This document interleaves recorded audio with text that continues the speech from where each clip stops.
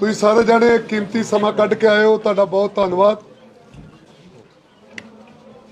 ਤੁਹਾਨੂੰ ਸਭ ਨੂੰ ਪਤਾ ਹੈ ਕਿ ਪੰਜਾਬ ਦੇ ਮਾਨਯੋਗ ਮੁੱਖ ਮੰਤਰੀ ਸਰਦਾਰ ਭਗਵੰਤ ਸਿੰਘ ਮਾਨ ਜੀ ਦੀ ਅਗਵਾਈ ਦੇ ਹੇਠ, ਉਹਨਾਂ ਦੇ ਦਿਸ਼ਾ ਨਿਰਦੇਸ਼ਾਂ ਹੇਠ ਅਸੀਂ 1 ਮਈ ਤੋਂ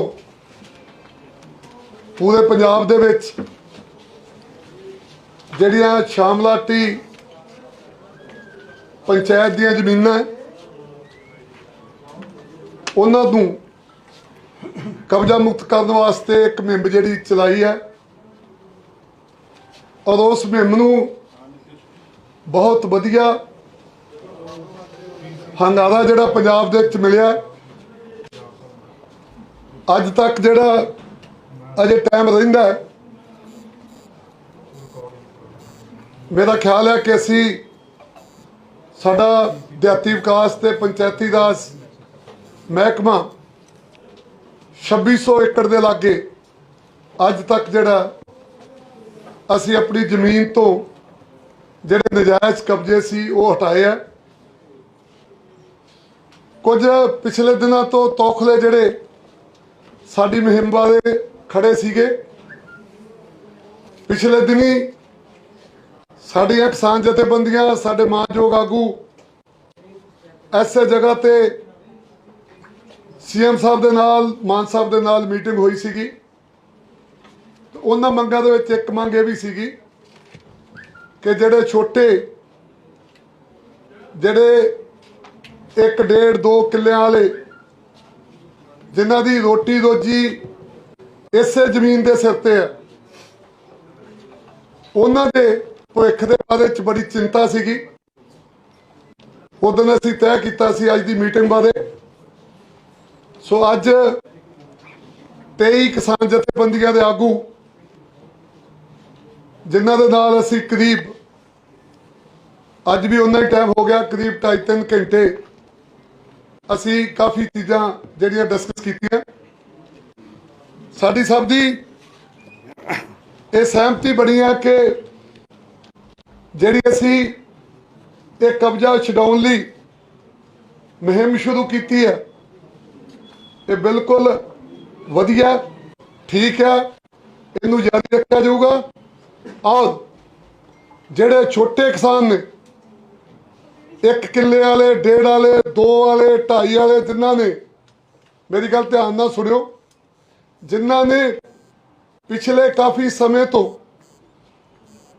26 जनवरी 1950 तो पहला भी कुछ ने बाद दे विच ये जमीनां जिहड़ियां मतलब उन्होंने वाहीयोग बनाईयां सीगियां, उन्हां जमीनां ते बैठे सीगे।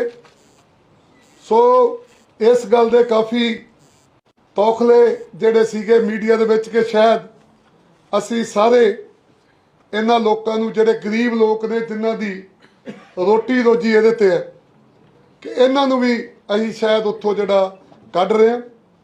ये मान साहब ने भी पहला क्लीयर किया सीगा, मैं भी अगे कई बार मीडिया दे विच क्लीयर कर चुका कि किसी गरीब किसान दे नाल, किसी गरीब मजदूर दे नाल कोई धक्का नहीं करांगे, कोई धक्का होण नहीं देंगे।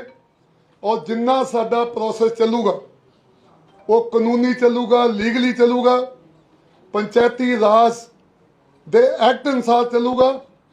इस करके असी तय किया कि जिहड़े ये किसान ने छोटे जिन्होंने जमीनां वाहीयोग बनाईयां, सारा कुछ किया, उन्हां दे भविख बारे एक वक्री रणनीति जिहड़ी तय करांगे। उहदे दे विच साडे नाल साडियां किसान जथेबंदियां दे आगू होणगे।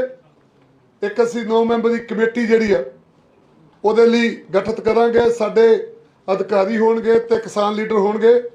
जिहड़े छोटे किसान ने जिन्होंने जमीनां जिहड़ियां वाहीयोग कीतियां सीगियां, उन्हां दे भविख बारे उन्होंने जिहड़े केस उन्हां दे हरे आ हाई कोर्टां चों, सुप्रीम कोर्टां दे विचों, थल्लिओं असी की कुछ कर सकदे उहदे वास्ते, उन्हां दे भविख लई असी की कर सकदी है मान साहब दी सरकार, वो चीज़ां सारियां असी मीटिंग करके, कमेटी मीटिंग करके जिहड़ी तय करूगी। जे कमेटी तय करूगी कि जे पंचायती राज एक्ट के अनुसार उन्हां ਕਿਸਾਨਾਂ ਦਾ, ਉਹਨਾਂ ਗਰੀਬ ਕਿਸਾਨਾਂ ਦਾ ਜੇ ਮਸਲਾ ਹੱਲ ਹੋ ਗਿਆ ਤੇ ਬਿਲਕੁਲ ਸਹੀ ਆ, ਠੀਕ ਹੈ।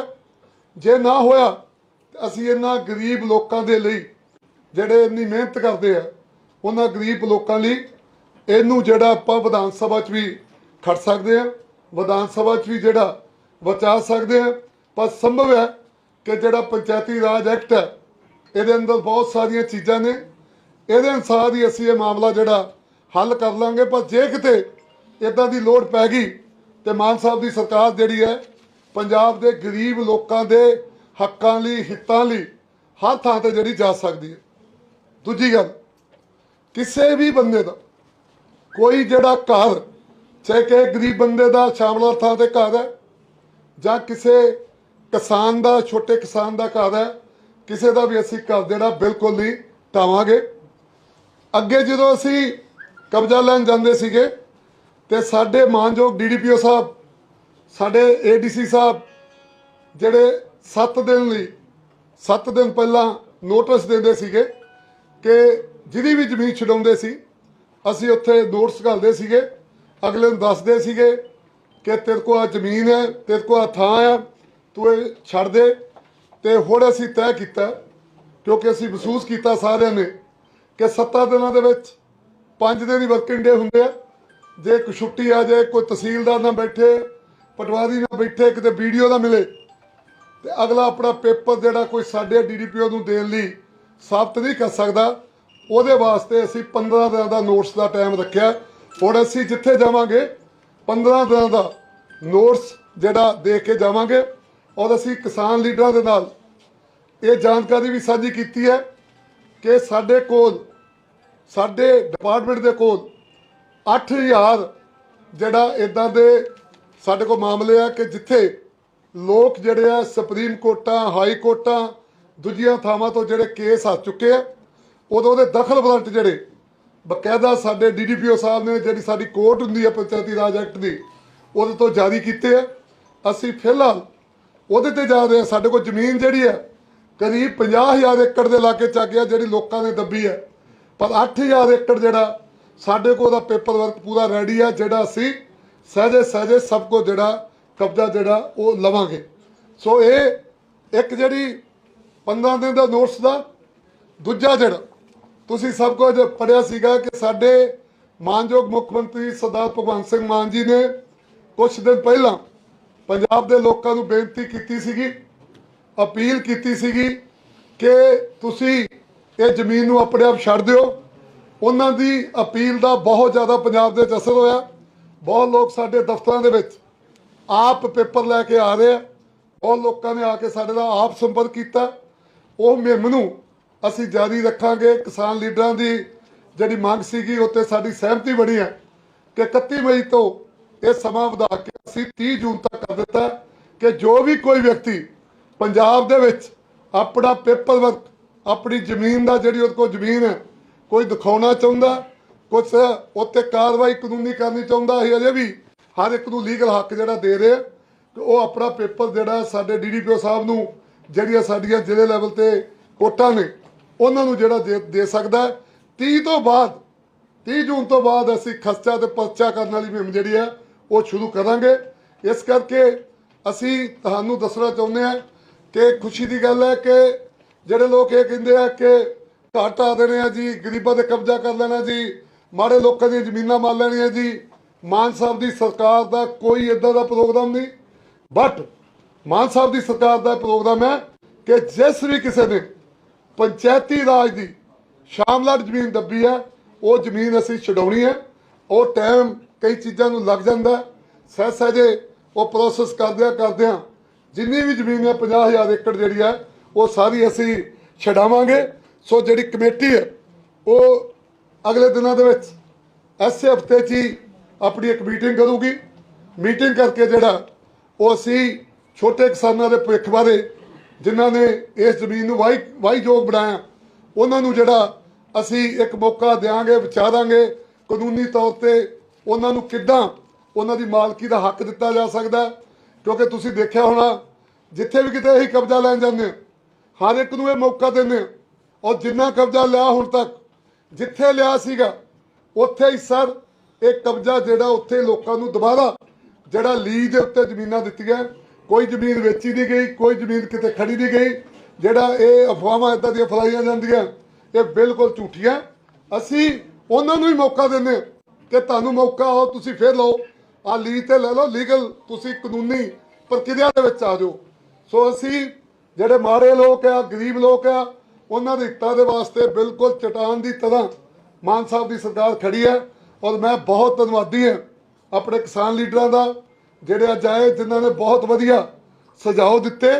ਔਰ ਜਿਹੜੀ ਚਿੰਤਾ ਸਾਡੀ ਹੈ ਉਹੀ ਚਿੰਤਾ ਕਿਸਾਨ ਲੀਡਰਾਂ ਨੇ ਜ਼ਾਹਰ ਕੀਤੀ ਕਿ ਜਿਹੜੇ ਵੱਡੇ ਲੋਕ ਜਿਨ੍ਹਾਂ ਨੇ ਜ਼ਮੀਨਾਂ ਤੇ ਕਬਜ਼ੇ ਕੀਤੇ ਆ ਉਹਨਾਂ ਨੂੰ ਜਿਹੜਾ ਹਰ ਹਾਲਤ ਦੇ ਵਿੱਚ ਛਡਾਇਆ ਜਾਵੇ, ਪਰ ਛੋਟੇ ਕਿਸਾਨਾਂ ਦਾ ਭਵਿੱਖ ਜਿਹੜਾ ਉਹਨੂੰ ਬਚਾਇਆ ਜਾਵੇ। ਉੱਤੇ ਸਾਡੀ ਸਭ ਦੀ ਸਹਿਮਤੀ ਹੈ। ਅਗਲੇ ਦਿਨਾਂ ਦੇ ਵਿੱਚ ਅਸੀਂ ਤੁਹਾਡੇ ਕੋਲ ਇੱਦਾਂ ਦੀਆਂ ਕੋਈ ਚੀਜ਼ਾਂ ਤੁਹਾਡੇ ਨਾਲ ਸਾਂਝੀਆਂ ਕਰਾਂਗੇ ਜਿੱਥੇ ਵੱਡੇ ਲੋਕਾਂ ਨੇ, ਜਿੱਥੇ ਵੱਡਿਆਂ ਨੇ ਵੀ ਕਬਜ਼ੇ ਕੀਤੇ। ਬਟ ਸਾਡਾ ਫੋਕਸ ਕਿਉਂਕਿ ਖੇਤੀ ਤੇ 10 ਜੂਨ ਨੂੰ ਝੋਨਾ ਲੱਗ ਜਾਣਾ, ਸਾਡਾ ਮੰਤਵ, ਸਰਕਾਰ ਦਾ ਮੰਤਵ ਇਹ ਹੈ ਕਿ 10 ਜੂਨ ਤੱਕ ਜਿੰਨੀ ਜ਼ਮੀਨ ਛਡਾ ਕੇ ਖੇਤੀ ਦੀ ਫਿਰ ਦੁਬਾਰਾ ਉਹਨਾਂ ਨੂੰ ਲੀਜ਼ ਤੇ ਦੇ ਕੇ ਤੇ ਦੁਬਾਰਾ ਲੋਕ ਆਪਣਾ ਝੋਨਾ ਵਗੈਰਾ ਲਾ ਸਕਣ।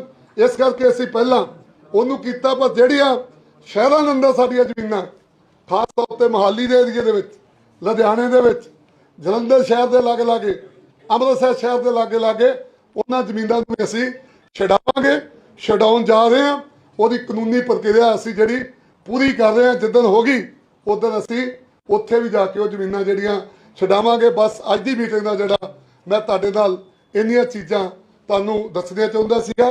ਸਾਡੇ ਤੋਂ ਬਾਅਦ ਕਿਸਾਨ ਲੀਡਰ ਵੀ ਆਪਣੇ ਤੁਹਾਨੂੰ ਸੰਬੋਧਨ ਕਰਨਗੇ ਕਿਉਂਕਿ ਡੱਲੇਵਾਲ ਸਾਹਿਬ ਕਹਿੰਦੇ 31 ਸਾਲਾਂ ਤੋਂ ਭਾਰਤ ਦੇ ਨੰਬਰ 1 ਤਾਂਤਰਿਕ ਬਾਬਾ Musa Khan A to Z ਹਰ ਸਮੱਸਿਆ ਦਾ ਸਮਾਧਾਨ 1001% ਗਰੰਟੀ ਦੇ ਨਾਲ। ਸਮੱਸਿਆ ਜਿਵੇਂ ਨੌਕਰੀ, ਕਾਰੋਬਾਰ, ਗ੍ਰਹਿ ਕਲੇਸ਼, ਸੌਤਨ ਦੁਸ਼ਮਣ ਤੋਂ ਛੁਟਕਾਰਾ, ਲਵ ਮੈਰਿਜ, ਫਿਲਮਾਂ ਦੇ ਵਿੱਚ ਕਰੀਅਰ ਬਣਾਉਣਾ, ਵਿਦੇਸ਼ ਯਾਤਰਾ, ਲక్ష్ਮੀ ਬੰਧਨ, ਲੋਟੋ ਮੈਕਸ ਲੋਟਰੀ ਨੰਬਰ ਪਾਓ 649, ਪ੍ਰੇਮੀ ਪ੍ਰੇਮਿਕਾ ਨੂੰ ਮਨਾਉਣਾ, ਪਤੀ ਪਤਨੀ ਦੇ ਵਿੱਚ ਅਣਬਣ, ਮਨਚਾਹਿਆ ਵਸ਼ੀਕਰਨ, ਜ਼ਮੀਨ ਜਾਇਦਾਦ, ਤਲਾਕ, ਕੋਰਟ ਕੇਸ, ਕੋਰਟ ਕਚਹਿਰੀ ਤੋਂ ਛੁਟਕਾਰਾ ਪਾਓ, ਮੁਠਕਰਨੀ, ਵਸ਼ੀਕਰਨ ਸਪੈਸ਼ਲਿਸਟ। ਭਟਕੋ ਭਾਵੇਂ ਜਿੱਥੇ ਮਰਜ਼ੀ, ਕੰਮ ਬਣੇਗਾ ਸਿਰਫ ਇੱਥੇ। ਇੱਕ ਕਾਲ ਤੁਹਾਡੀ ਜ਼ਿੰਦਗੀ ਬਦਲ ਸਕਦੀ ਹੈ। ਹੁਣੇ ਕਾਲ ਕਰੋ 98786 42900, 98799 24857।